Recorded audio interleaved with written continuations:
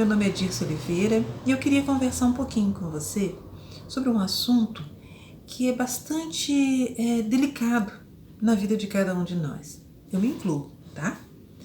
O assunto é o perdão. Em momentos da nossa vida, podemos passar por algumas situações em que a gente precise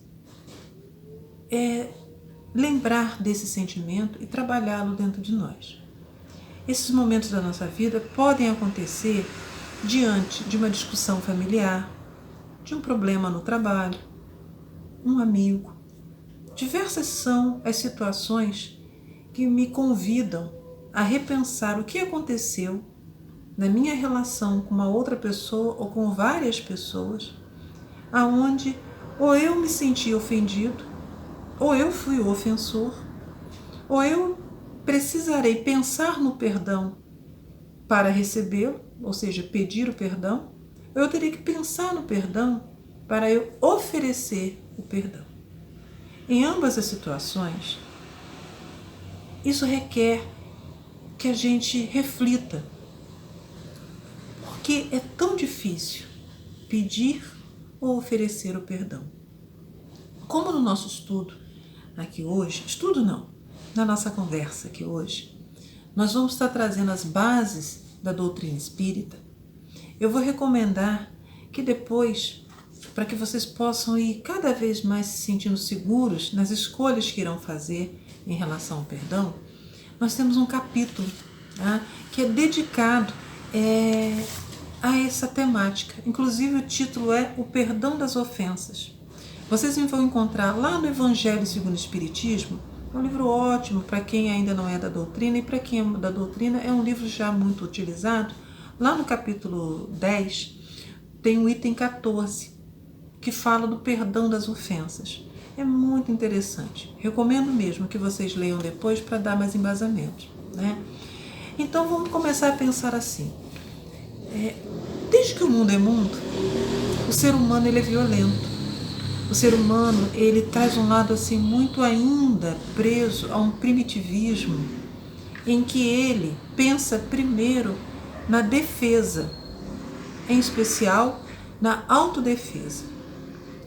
Então, desde muito que as pessoas, quando elas se sentem atacadas, elas têm uma tendência para se preservarem de atacar o outro, até para mostrar força, para mostrar poder e intimidar a outra pessoa. Com o decorrer dos séculos, nós fomos domando essa forma muito agressiva de sobrevivência. Como que nós fomos domando? A mudança na própria sociedade, as leis que foram chegando, o amadurecimento emocional, e a religião, ela teve um papel importante, porque a religião começou a colocar que essa violência não era agradável aos olhos de Deus, que nós estaríamos correndo um risco diante de Deus de desagradá-lo e sofrer as punições de Deus sobre nós. Então, nós fomos diminuindo essa agressividade, mas ficou ainda preso em nós, num cantinho qualquer lá da nossa mente, do nosso conhecimento, que nós poderíamos sim parar de nos agredir. Mas era bom que a gente guardasse a informação de que aquele outro era alguém que poderia me trazer um sofrimento. E aí a nossa dificuldade em liberar o perdão.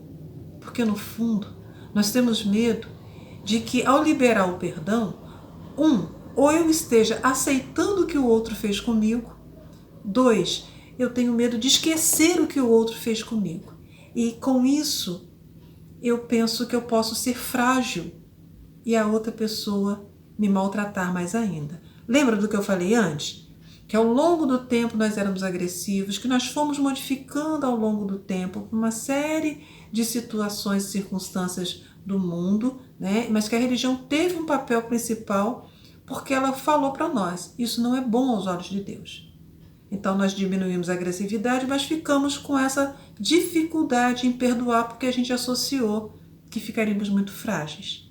Novamente a religião então nos traz que o não perdoar era um erro, era um pecado. Se já deixamos de ser agressivos, então podemos perdoar. Aí nós passamos a perdoar com os lábios, mas não a perdoar com o coração.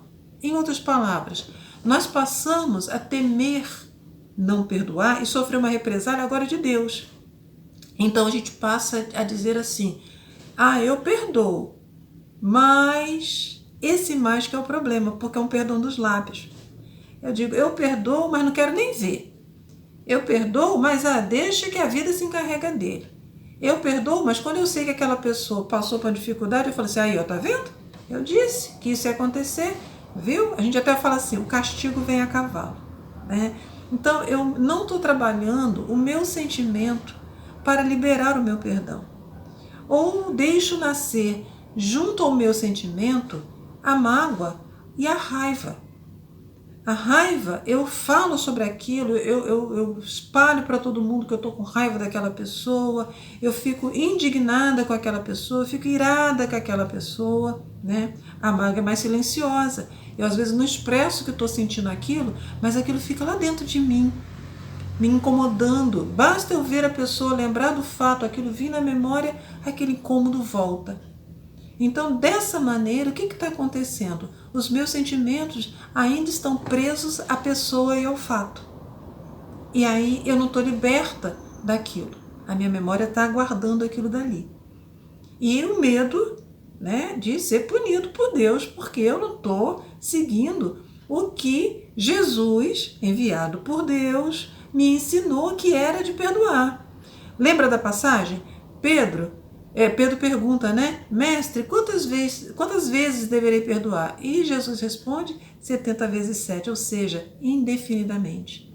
Tantas vezes for ofendido Pedro, tantas vezes você irá perdoar. Por que o Cristo fala isso então? E por que ainda temos dificuldade? E por que sofremos? Porque a gente sofre, é interessante, né? A gente não libera o perdão e sofre. A gente não recebe o perdão e sofremos. Porque nós já entendemos que aquilo não é um incômodo por medo do que eu vou sofrer de represália, de fragilidade. É porque aquilo me prende a uma outra pessoa. Aquilo me prende a um fato, que às vezes o fato pode até ainda estar ocorrendo. Mas, como eu estou presa àquela pessoa, eu não consigo nem encontrar uma solução. Aquilo fica se repetindo. Já reparou? Você está sempre esbarrando naquela pessoa, está sempre esbarrando com a situação similar. Se é dentro da família, aquela pessoa está sempre fazendo com você a mesma coisa. Adivinha por quê? Porque vocês estão unidos por um sentimento de raiva, de mágoa. Então, quando Cristo diz perdoa de forma indefinida, o Cristo está dizendo, você conseguirá se libertar. Não é da pessoa, mas do sentimento ruim que você está carregando dentro de você. Então, quando falamos do perdão, nós temos que começar a pensar assim: para eu liberar um perdão ou pedir um perdão, primeiro eu tenho que buscar compreender o que aconteceu e não julgar. E não apenas pegar o fato cru por ele ali, mas buscar compreender. Compreender, minha gente, tá? É pensar, é passar um pente fino mesmo na circunstância e pensar: terei eu provocado alguma coisa? Será que o meu jeito de ser, a minha maneira de conduzir os fatos? Será que aquela pessoa que tanto me maltratou, ela desconhece outras condições? Aquilo é um comportamento que quando ela percebe, ela está repetindo. Ela faz isso comigo, ela faz isso com o outro, ela faz isso com todo mundo. Então veja, infeliz é o outro que está espalhando por aí um rastro de mágoas, de pessoas unindo-se a ele pelos sentimentos mais difíceis. Compreender é buscar analisar e ver também como é a história de vida daquela pessoa. O que pode ter acontecido com aquela pessoa para ela ser tão amarga, tão difícil, tão má. Porque existem pessoas que são muito más, mas elas são más porque já sofreram às vezes horrores que nós não temos noção que aconteceram na vida dela. Então ninguém acorda no dia de hoje e fala assim: eu vou lá provocar fulano, eu vou lá fazer uma traição, uma maldade, vou jogar o peso dos meus preconceitos sobre o outro. As pessoas não acordam e falam isso. Elas acordam e vão viver o dia dela. De acordo com o que acontece, é que elas vão reagindo. E tem pessoas que são imaturas, tem pessoas que ignoram outra forma, tem pessoas que foram educadas daquele jeito, foram estimuladas a serem daquele jeito. Olha, é o famoso: não vai, se apanhar na escola, vai bater também. Então a pessoa cria, né, uma ideia de que ela tem que ser sempre agressiva. Vários são os fatores.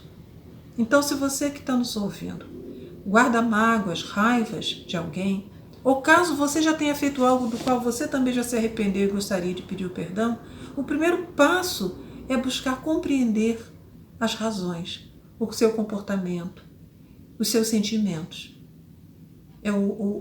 É quase que um autoconhecimento ou um conhecimento do outro. Ah, Dirce, mas isso é complicado, né? Não. Se a gente parar para pensar um pouquinho sobre a outra pessoa, nós vamos encontrar as razões. E compreender não é aceitar.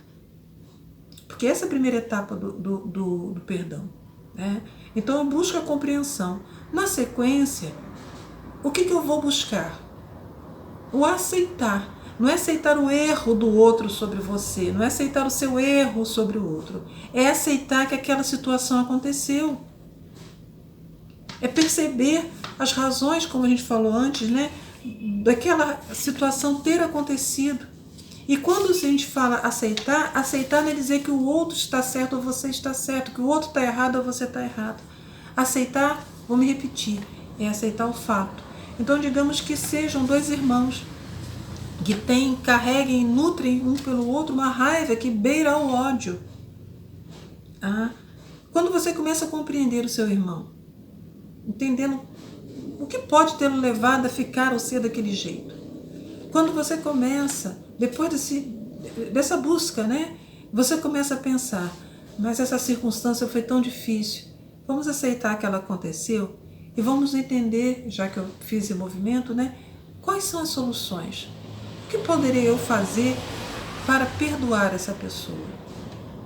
E na sequência, o caminho realmente vai ser o perdoar. E o perdoar não é esquecer. O nosso cérebro não foi feito para esquecer. O perdoar é eu organizar dentro de mim as lembranças que eu trago sobre o fato ocorrido.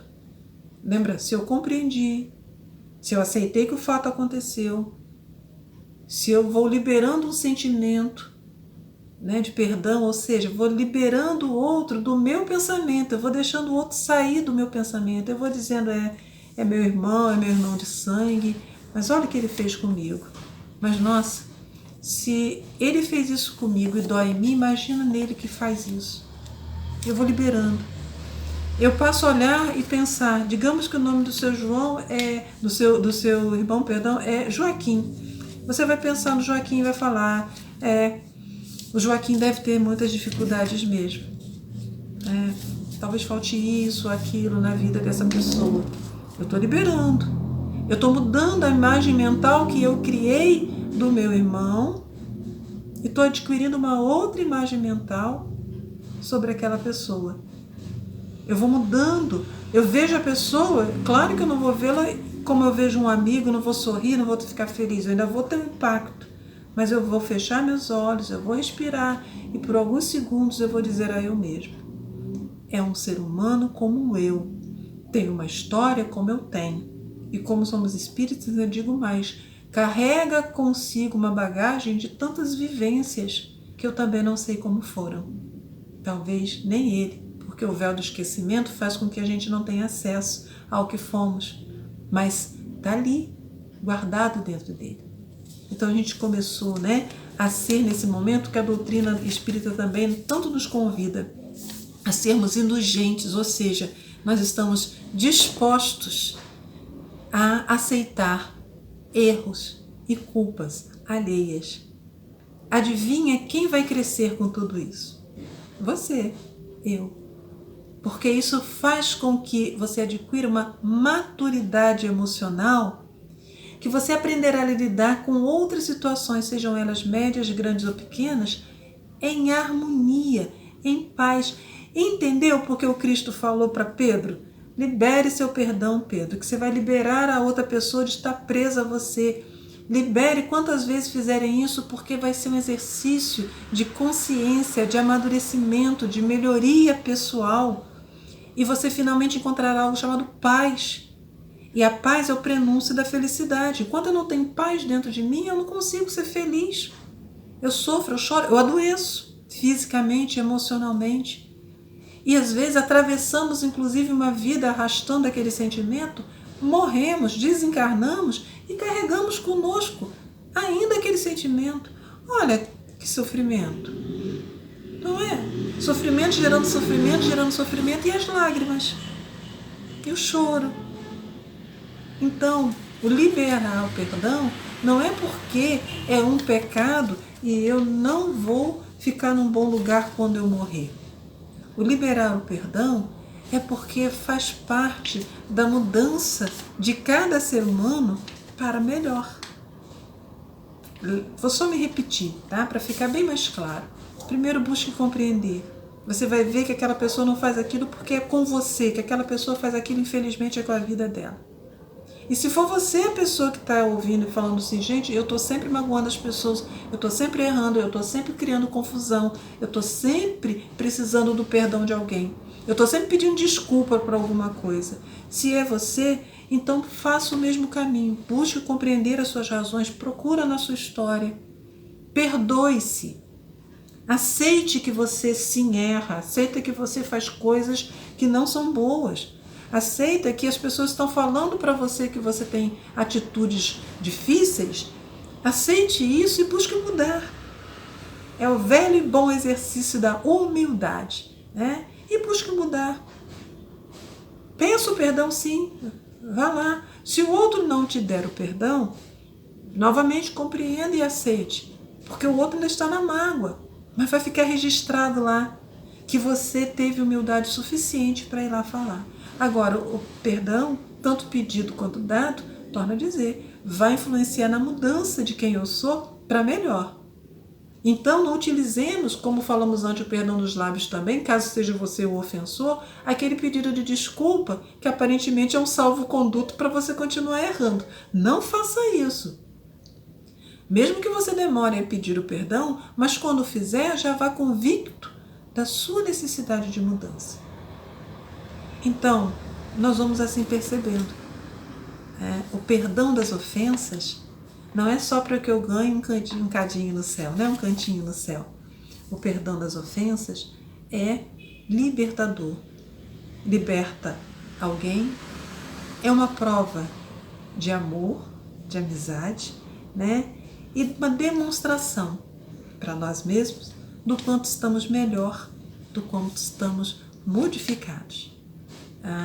O Cristo, ele só nos pediu uma coisa durante toda a sua jornada terrestre: amai-vos.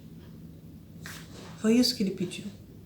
Quando ele vai no Sermão da Montanha e fala para nós, bem-aventurados os mansos, os pacíficos, bem-aventurados os misericordiosos, quando ele diz, né, bem-aventurados os aflitos, ele dizia para a gente assim, eu sei da fragilidade de vocês. Bem-aventurados vocês que passam por todas essas dificuldades, mas que passam com dignidade buscando aprender.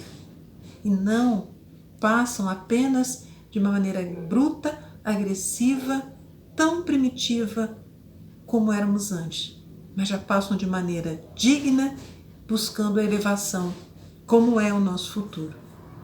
Então, pense nisso um pouquinho que nós falamos. Leiam lá no Evangelho, né? Lá no capítulo 11, o perdão das ofensas. É lindo, é belíssimo o texto. Vocês encontrarão muito conteúdo.